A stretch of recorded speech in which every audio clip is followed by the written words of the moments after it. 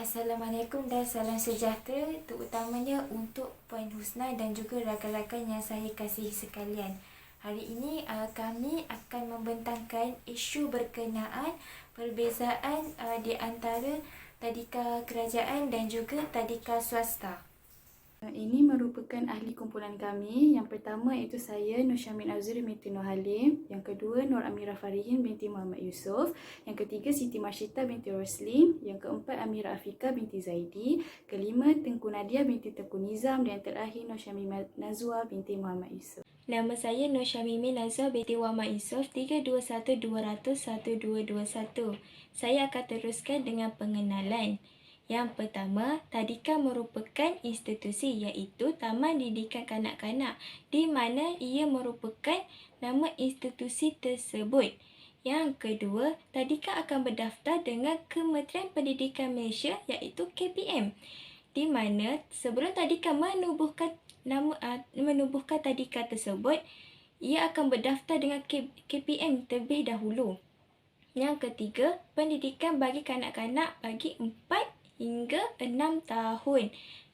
Yang terakhir, yang keempat, tadika menggunakan silibus KSPK yang menggunakan 6 tunjang untuk kaedah bermain sambil belajar. Yang pertama, 6 tunjang tersebut yang pertama, tunjang kemanusiaan, tunjang kerohanian, sikap dan nilai, tunjang keterampilan diri, perkembangan fizikal dan estetika, tunjang komunikasi, tunjang keterampilan diri.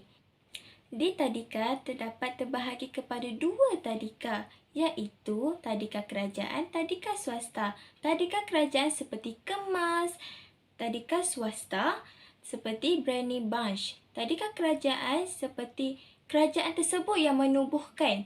Manakala tadika swasta, pengusaha tadika tersebut yang menumbuhkan tadika. Nampakkah perbezaan tadika swasta dengan tadika kerajaan? Sebab tadika swasta, pengusaha yang menumbuhkan tadika tersebut. Manakala tadika kerajaan, kerajaan yang menumbuhkan tadika tersebut.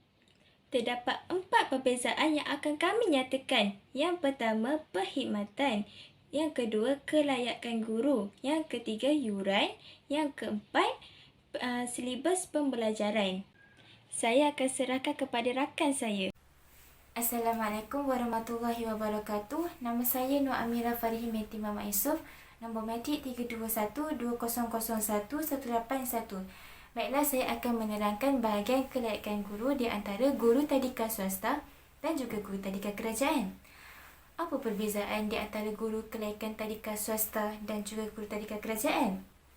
Untuk tadika swasta, kebanyakan daripada mereka merupakan guru lepasan SPM.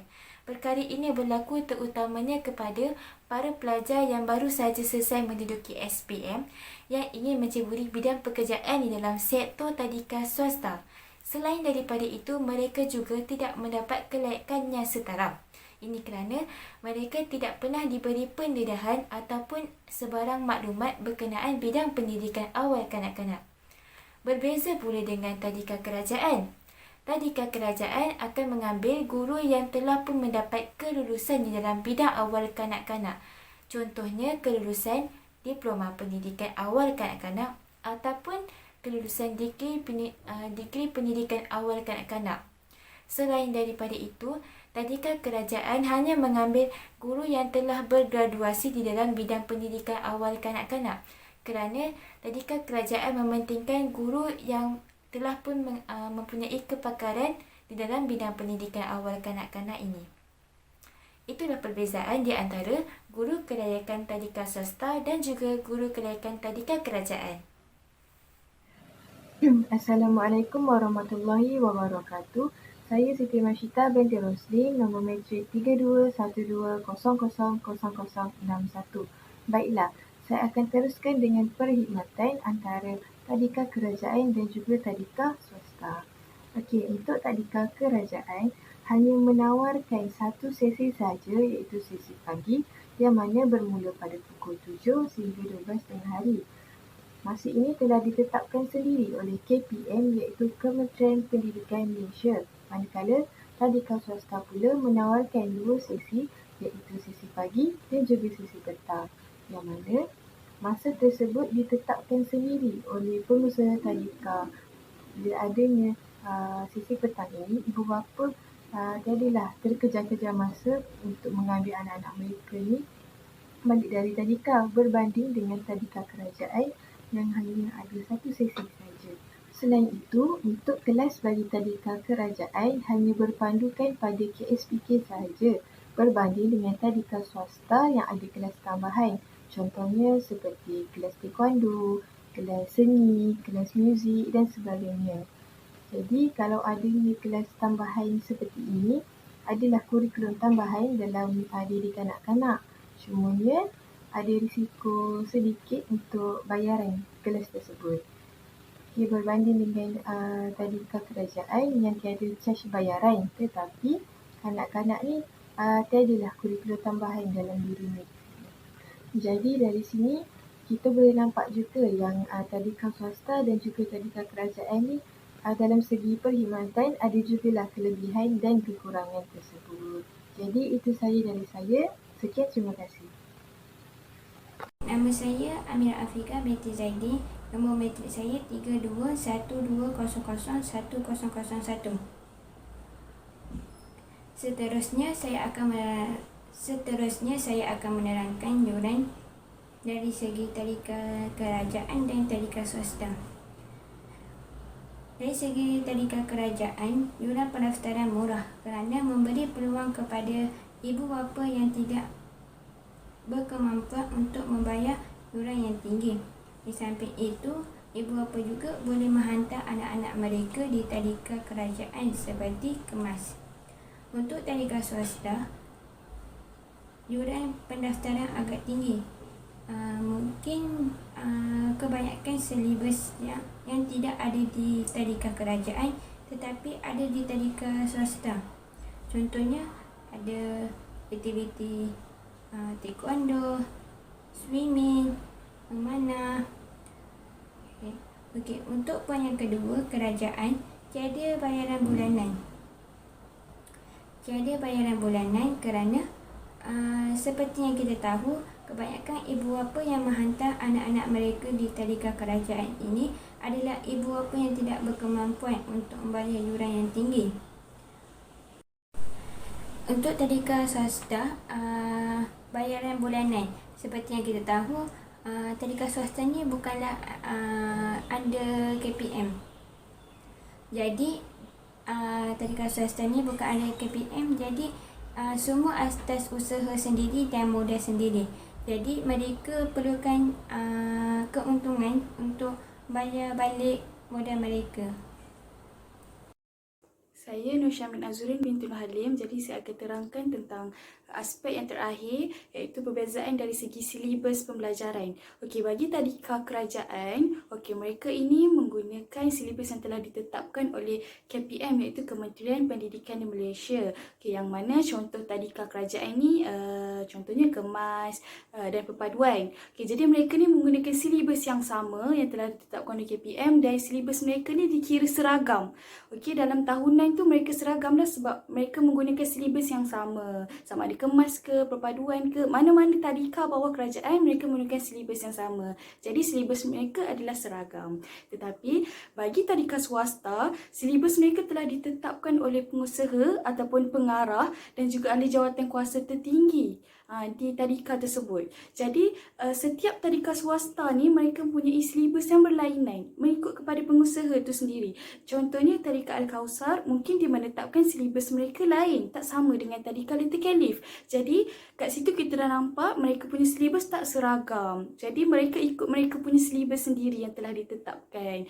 Okey, itu perbezaan dia. Kerajaan dia seragam bawah KPM tapi swasta tidak.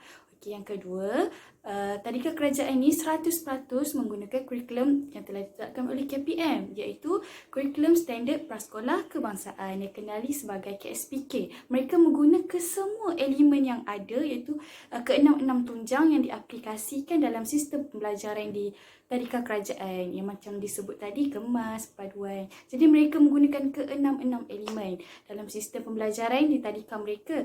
Tetapi tadika swasta, masih ada beberapa tadika swasta yang tidak menggunakan KSPK secara menyeluruh. Maksudnya mereka tak menggunakan ke-6 tu sekali dalam sistem pembelajaran. Mungkin mereka menggunakan 4 ataupun 5 sahaja. Ini disebabkan tadika ini mempunyai kurikulum tambahan. Jadi mereka perlu terapkan juga kurikulum tambahan mereka dalam sistem pembelajaran mereka. Contohnya yang saya tahu, kurikulum tambahan di tadika Al-Kausar, mereka menjadikan kelas Mandarin sebagai kurikulum tambahan. Jadi itu nampak perbezaan yang mana tadika kerajaan ni mereka menggunakan ke-6 elemen ataupun ke-6 tunjang dalam KSPK secara menyeluruh, tetapi tadika swasta masih ada lagi beberapa yang tidak menggunakan kesemuanya. Tapi masih ada juga tadika swasta yang menggunakan semua, tapi ada juga tadika yang tak menggunakan semua. Jadi itu perbezaannya dari segi silibus.